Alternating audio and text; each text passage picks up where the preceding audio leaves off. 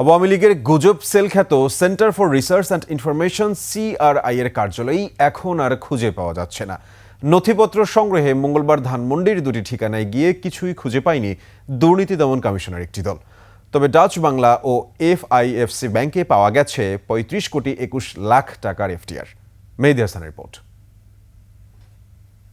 Centre for research and information CRI হল ছাত্র জনতার আন্দোলনে ক্ষমতাচ্যুত আওয়ামী লীগের গবেষণা সেল।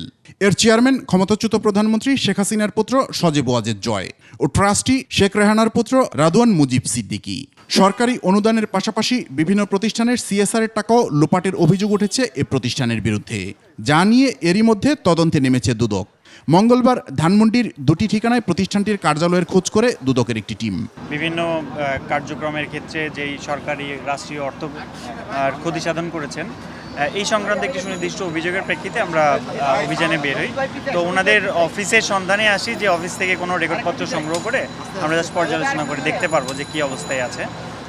সেক্ষেত্রে আমরা ধানমন্ডির কয়েকটা লোকেশনে যাই, সেখানে এসে আসলে ওনাদের অফিসটা খুঁজে পাইনি, মানে পাওয়া যায়নি।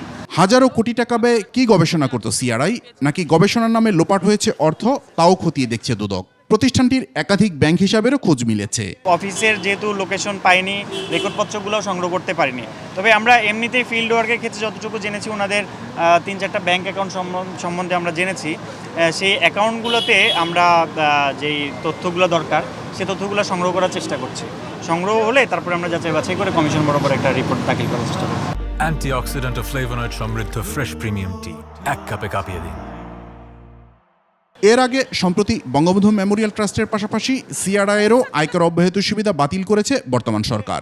প্রাথমিকভাবে এই রেকর্ডপত্রগুলোই নিতে পারছি না। মেহেদী হাসান, 21 টেলিভিশন, ঢাকা।